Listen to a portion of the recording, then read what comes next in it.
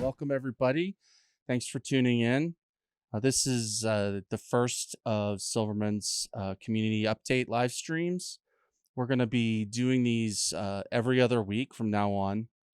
This is structured to happen right after we do sprint planning on the dev team so that we can give you updates about what's happened in the previous sprint, what's coming up in the next sprint in terms of technology and that kind of thing.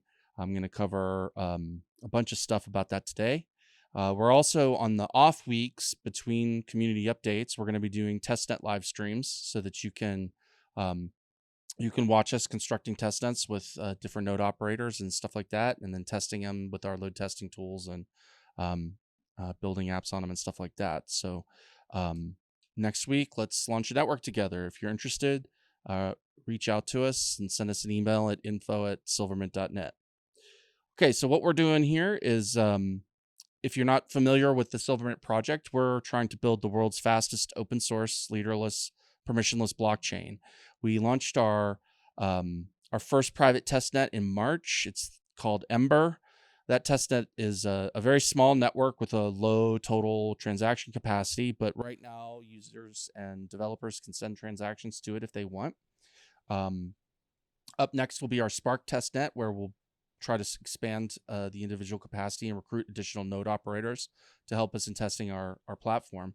But in Hong Kong, we're excited. We were in Hong Kong 3 weeks ago, and we're excited to say that at that point, we were able to demo our network at 100 nodes at 55,000 transactions a second, which makes us the fastest blockchain in the world at the moment. So that's kind of a summary of what Silvermint's all about, what we're doing, and where we are in terms of our roadmap. So what I'd like to do for the rest of the update is kind of go over the technology and where we are with some different things in terms of specific details.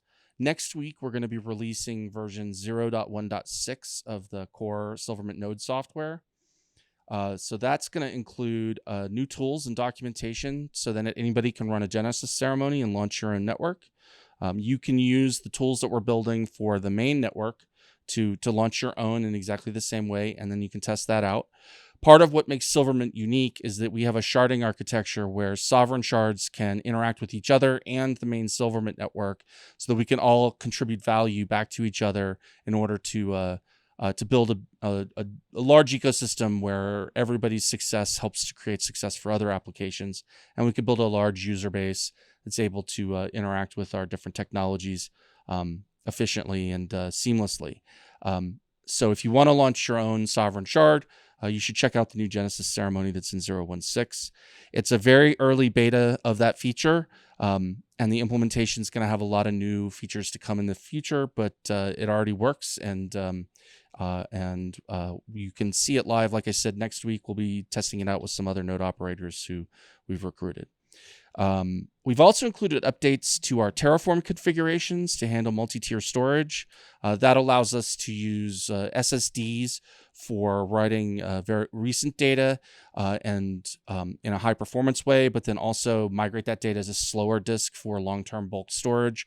This has improved our I/O performance substantially and will allow us to build to record and manage much larger transaction flows with reasonable cost increases for the nodes. There have also been extensive optimizations in the consensus protocol. We improved memory utilization by deleting conflict domains when they're finalized instead of waiting till they're archived. That's made significant improvements in our memory utilization. So that makes the nodes cheaper to run and means we can support more transactions. We've made better use of multiple CPUs by processing transactions in parallel using separate Go routines whenever that's possible. That implementation actually substantially reduced CPU contention and improved throughput on the ledger and latency for block production. And we have some additional optimizations we're going to try to do over the next couple of sprints to improve it even further. We improved the performance of the block catch-up protocol by scheduling parent blocks in a way that made it more efficient to process the pending block queue and retrieve blocks that the DAG was missing more efficiently. That has actually substantially improved the latency with which nodes can catch up if they fall behind. So, if we expect the root shard to have several thousand validators on it, and if you have several thousand computers, some of them are always down. when they do come back online, when the sysadmins bring them back online or whatever, they need to catch up because they've been missing data. That block catch-up protocol optimization will help them catch up a lot faster so that they don't lose out on block rewards for nearly as long. We improved the performance of our conflict checking for transactions by storing the transactions in a structure we call the linear hash table instead of keeping a Go map, which is a lot slower.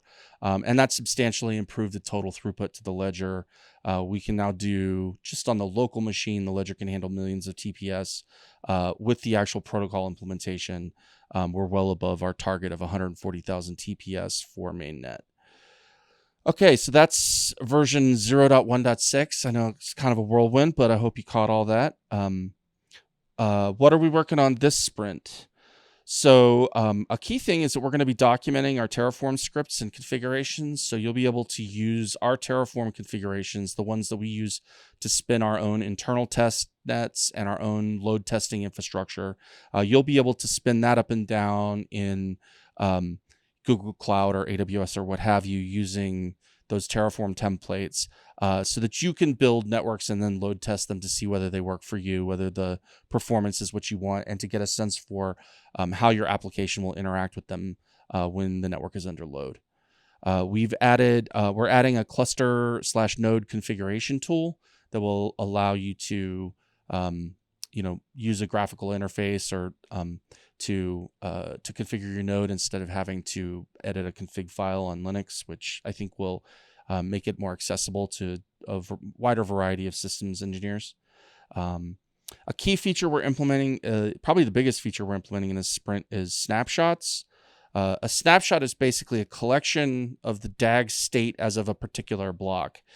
So when a node goes down and starts to get behind, it can't catch up from everything that's in history. It needs to start somewhere fairly recent, because when you can run 140,000 TPS, there's a lot of data.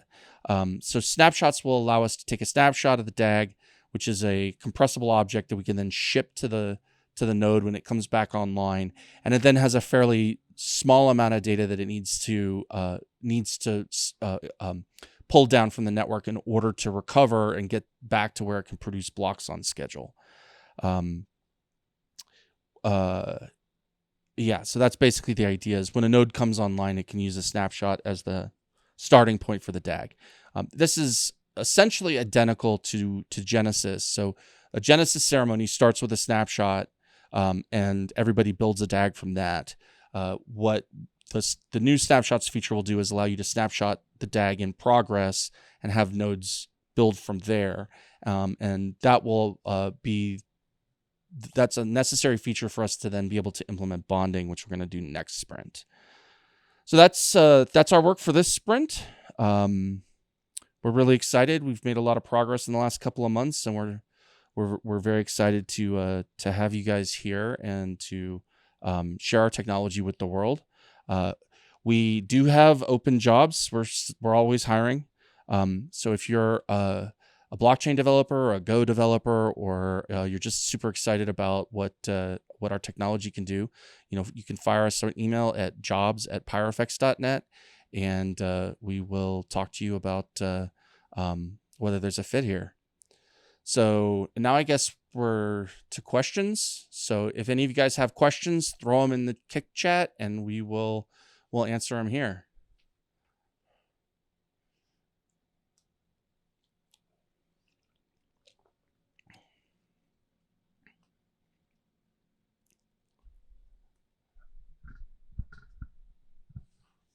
Marcus. As of right now, we don't have chats. It just says we have one person who says, "Thanks for the update." Cool. You're very welcome. So I guess we'll call it. Thanks everybody for joining us. And we will see you again in 2 weeks.